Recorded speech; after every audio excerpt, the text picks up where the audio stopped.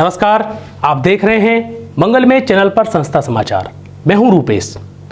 हमारी भारतीय संस्कृति के मूल से जुड़ा हुआ एक उद्देश्य है और वो उद्देश्य मानव जीवन का सबसे महत्वपूर्ण उद्देश्य है। लेकिन सोचने की बात तो ये है कि हम उस उद्देश्य के बारे में कितना जानते हैं, कितना नहीं जानते हैं, और अगर नहीं जानते हैं तो क्यों नहीं जानते हैं।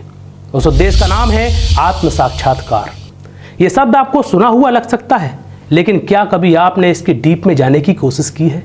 अगर आपने इसके डीप में जाने की कोशिश की है तो आप अपने जीवन में ईमानदारी के मार्ग पर जरूर चले होंगे, क्योंकि ये पूरा मार्ग सच्चाई के पथ पर जाता है।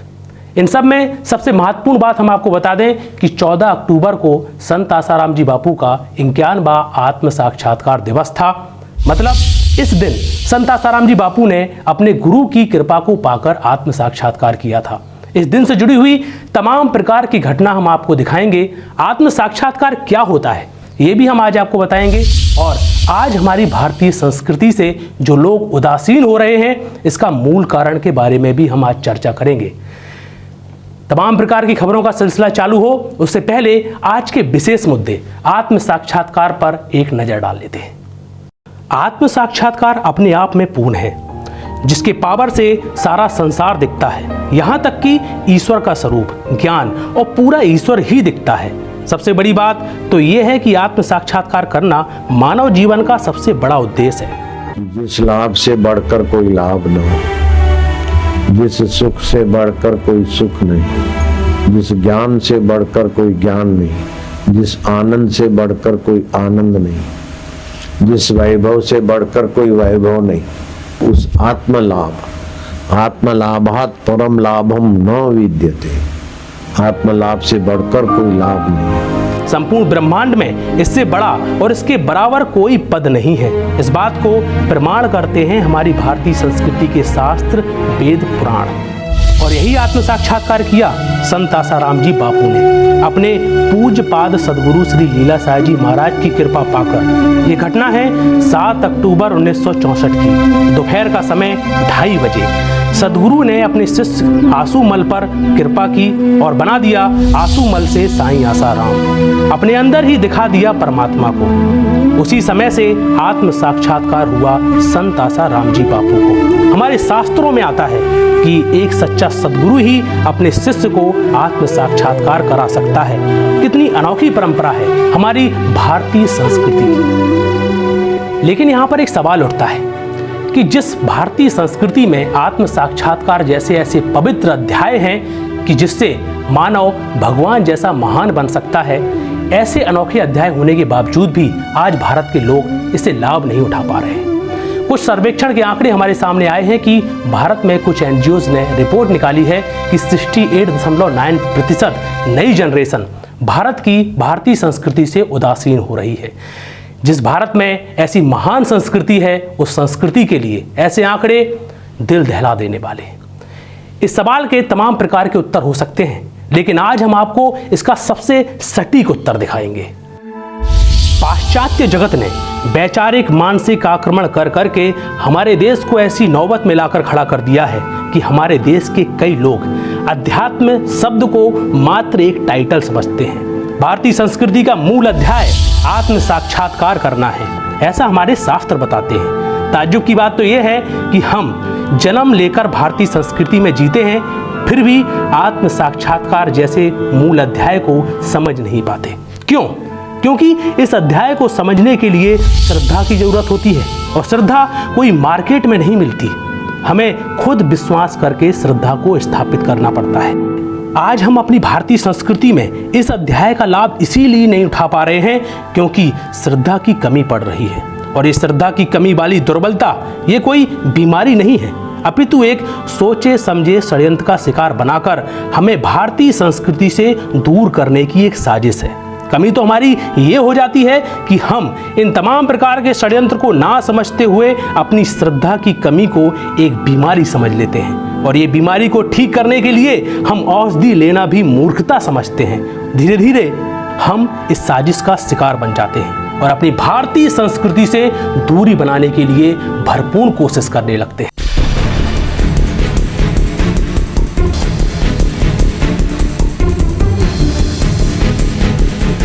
इन सभी बातों में श्रद्धा का सवाल सबसे महत्वपूर्ण होता है, क्योंकि श्रद्धा ही हमें भारतीय संस्कृति से जोड़ के रखती है।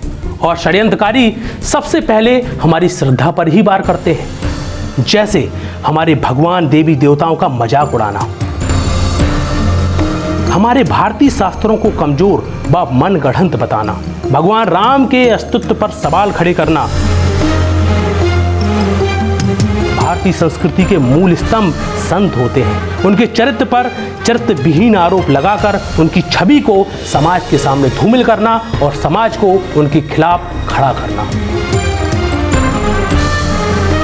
और इन सभी बातों का परिणाम क्या होता है कि आज हमारा भारत का समाज कंफ्यूज हो जाता है और अपनी श्रद्धा को खोकर अपंग हो जाता है। न रहता है घर का, न रहता है घाट का, और चल पड़ता है पाश्चात्य जगत के अंधे अनुकरण की ओर।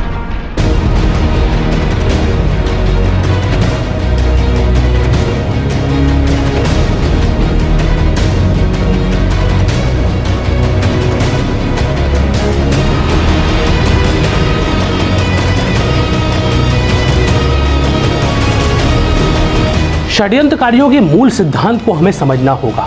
हमें समझना होगा कि आज हम भारतीय संस्कृति से दूरी क्यों बना रहे हैं, और अगर दूरी बना रहे हैं तो इससे हमें क्या क्या हानि हो सकती है। पहली हमें हानि तो सबसे बड़ी ये होती है कि हम अपनी भारतीय संस्कृति के संस्कारों को भूलकर अपंग हो जाते हैं, और किसी अपंग व्यक्ति को गुलाम बनाना बहुत सरल होता है, और आज हमारा देश यही गुलामी की ओर जा रहा है। 5000 से भी ज्यादा कंपनियों की गुलामी, खान पान के नाम पर जहरीले रसायनों की गुलामी, आस्था के नाम पर भारतीय संस्कृति से दूरी बना देने वाले मनगढ़ंत तर्कों की गुलामी, अंग्रेजी भाषा की गुलामी, मॉडल के नाम पर युवाओं के शरीर से वस्त्र उतार कर शोषण की गुलामी, फिल्मी जगत और भारत में चल रही कुछ मीडिया के कारनामों से फैलाई जा रही गंदगी की गुलामी। आज गुलामी की लंबी कतार है हमारे पास। बस फर्क इतना है कि हम गुलामी के बारे में पहले जान जाते हैं और कुछ लोग बाद में जान पाते हैं, लेकिन जानना सबको जरूरी ही पड़ता है, क्योंकि आने वाला समय बड़ा ही गंभीर आने वाला है। अंग्रेजों ने तो हमें कुछ टाइटल देकर ही गुलाम बनाया था, लेकिन षड्यंत्रकारियों ने हमें इतने टाइटल देकर गुलाम बनाया है कि हम मात्र सोचकर ही हैरान हो सकते हैं। जरा सोचिए कि आज हम आजाद भारत में जी रहे हैं।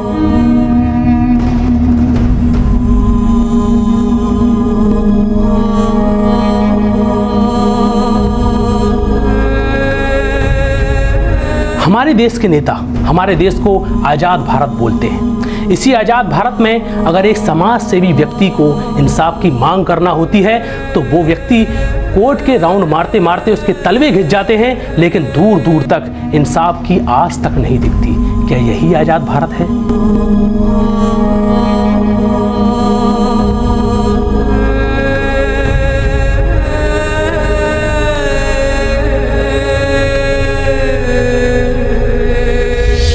जिस संत ने भारत के समाज को षड्यंत्रकारियों से सचेत करने के लिए पिछले 40 सालों से भारतीय संस्कृति का ज्ञान भारत के कोने कोने में जाकर पहुंचाया, ना देखा दिन ना देखी रात, अपने जीवन के हर एक लम्हे में अपना खून पसीना बहाकर भारतीय संस्कृति की रक्षा में अपना सब कुछ निछावर कर दिया।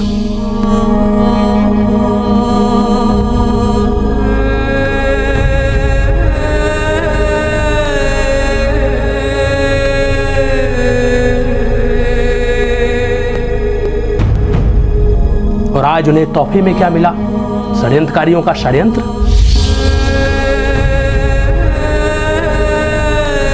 जी हाँ, हम संत आसाराम जी बापू की ही बात कर रहे हैं। एक संत समाज को क्या नहीं देता।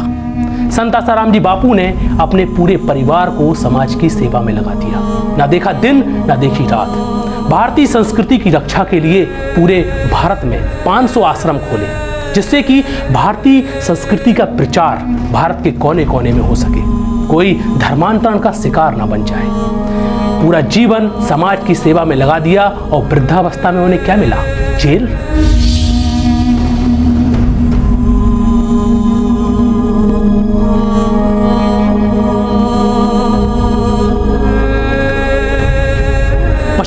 वर्षीय बुजुर्ग संत के ऊपर षड्यंत्रकारियों द्वारा एक घिनौना आरोप लगाया गया कि संत आसाराम जी बापू ने एक लड़की का रेप किया है। पूरे देश में एक महान संत की छवि को ऐसे परोसा गया कि मानो संत आसाराम जी बापू ही भारतीय संस्कृति के सबसे विनाशकारी संत हैं। करोड़ों लोगों की श्रद्धा के ऊपर भारत में चल रही कुछ मीडिया ने षड्यंत्रकारियों का जूठन चाट कर श्रद्धा तोड़ने का बिंदास काम किया कि मानो इस देश में उन्हीं की सरकार है और उन्हें रोकने टोकने वाला कोई नहीं है।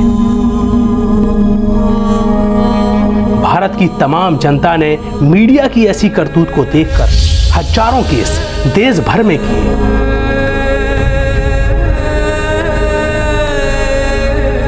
पर आश्चर्य की बात तो यह है कि भारत देश में कुछ गिनी चुनी एफआईआर लिखी गई और उस गिनी चुनी एफआईआर के ऊपर कोई भी ठोस कार्रवाई अभी तक नहीं की गई है। एक संत की छवि को धूमिल करने के बाद दीपक चौरसिया ऐसे शख्स भारत में बिंदास घूमते हैं। आखिर इन लोगों के पीछे किसका सपोर्ट है?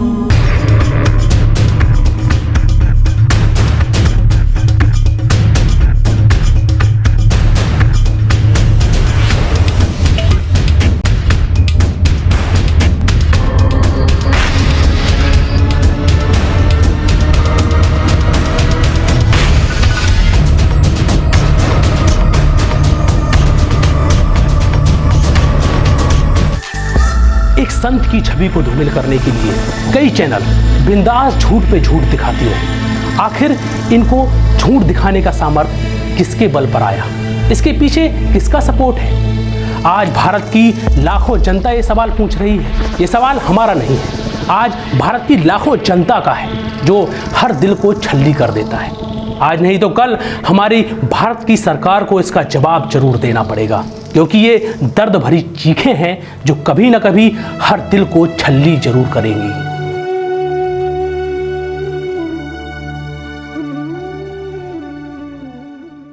जो बापूजी हमारे देश की बच्चियों को, हम बहनों को संस्कार देते हैं, जो हमारा चरित्र बल बढ़ाते हैं, जिनकी प्रेजेंस मात्र से हमारे जीवन में संयम और सदाचार आ जाता है, क्या ये अपॉलिंग नहीं है? Is it not appalling that laws made for the security of women have been targeted against women itself?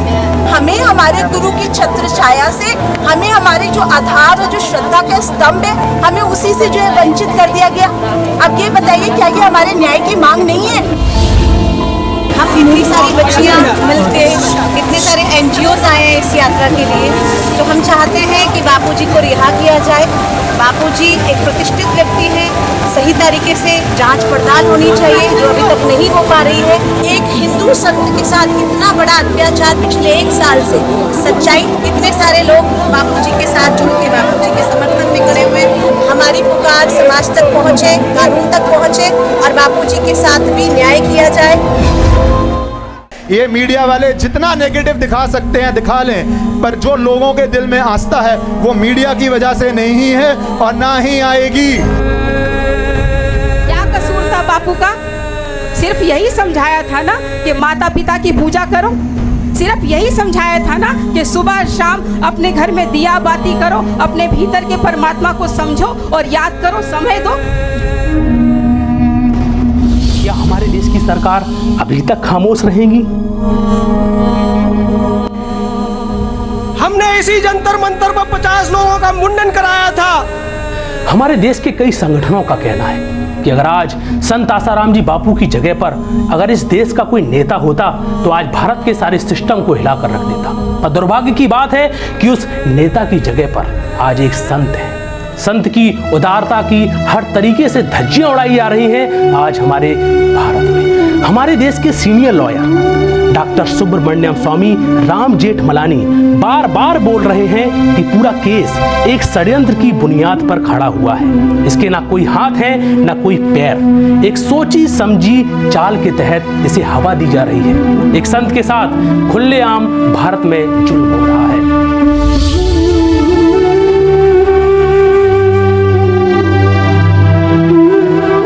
में चल रही कुछ मीडिया गला फाड़ फाड़ कर बार बार बोलती रहती है कि संत आसाराम जी बापू के गुंडे रोड पर उतर पड़े, संत आसाराम जी बापू की रिहाई के लिए मांग कर रहे हैं और पूरे देश के सिस्टम को हिला कर रख दिया है। आज भारत की लाखों जनता एक बुद्धिजीवी वर्ग से एक सवाल पूछ रही है कि जिस संत ने पूरा जीवन और जीवन के 50 साल समाज की सेवा के लिए लगा दिए,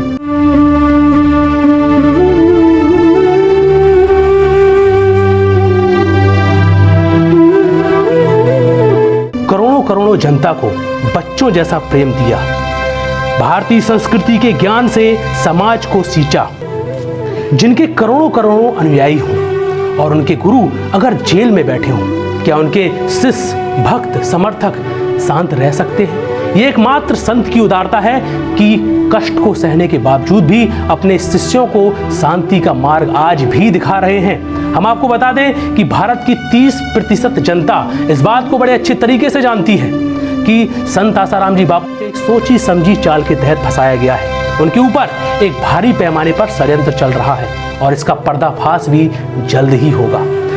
लेकिन सवाल यहाँ उठता है कि अगर इस देश में अगर संत आसाराम जी बापू की जगह अगर एक नेता होता तो शायद बता देता कि मानवता क्या होती है और भारत के सिस्टम को कैसे हिलाया जाता है। लेकिन अंतर यही पड़ता है कि एक संत की उदारता जो मानवता को, परम मानवता को स्थापित करती है, उसकी उदारता कष्ट को हंसते हंसते सह लेती है, क्योंकि यही बलिदानी महापुरुष का इतिहास बन जाती है। षड्यंत्रकारियों के कारण अगर आज हमारे देश की सरकार ये भले ही भूल जाए कि संतों की सज्जनता की क्या परिभाषा होती है, लेकिन एक बात हमेशा याद रखना चाहिए कि इस देश में जब जब निर्दोष संत को सताया गया है तो अधर्मियों का विनाश निश्चित ही हुआ है। इस बात को मैं नहीं बोल रहा हूँ, भारत के इतिहास के हर एक पन्ने को पढ़कर बोल रहा हूँ। आज हमें जागना होगा क्योंकि आज हमारी जो मूल धरोहर हैं वो संत हैं और वो हमारे लिए अमानत है। अगर आज षड्यंत्रकारियों के द्वारा एक सच्चे संत को समाज से दूर किया जाएगा तो समाज को सच्चा ज्ञान कहाँ से मिलेगा? हमारी भारतीय संस्कृति से आत्म साक्षात्कार जैसे अध्याय ही खत्म हो जाएंगे। कहीं हमारी भारतीय संस्कृति यूनान, मिस्र, रोम की तरह धराशाही न हो जाए। इस धरा में आत्म साक्षात्कारी महापुरुष कभी कभी ही आते हैं और धर्म की स्थापना कर जाते हैं। जब महापुरुष इस धरा में होते हैं तो समाज उन्हें साधारण तरीके से समझ नहीं पाता और जो थोड़ा बहुत पहचान पाता है तो उस पर षड्यंत्रकारी साजिश का पानी फेर देते हैं। उनकी हयाती में समाज को ज़्यादा लाभ लेने नहीं देते। जब वो इस धरा से शरीर छोड़कर चले जाते हैं तो फिर इतिहास के पन्ने लिखे जाते हैं, मंदिर बनाए जाते हैं, उनके ज्ञान से सीख ली जाती है। पर दुर्भाग्य की बात तो ये है हमारे देश में कि जब महापुरुष धरा में होते हैं तब हमें जो लाभ उठाना चाहिए मात्र हम उस लाभ की कल्पना कर पाते हैं। कबीरदास जी हो गए, नानक जी हो गए, महावीर स्वामी हो गए, स्वामी विवेकानंद हो गए और आज उसी कतार में संत आसाराम जी बापू हैं।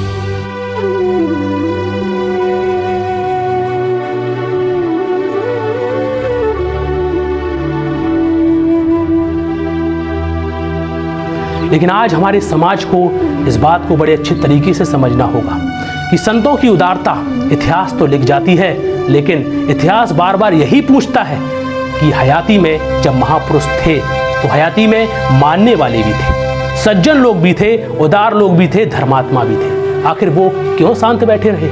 आज हमें जागना होगा क्योंकि हमारी भारतीय संस्कृति का मूल है तो संत है, हमारी भारतीय संस्कृति की धरोहर है तो संत है।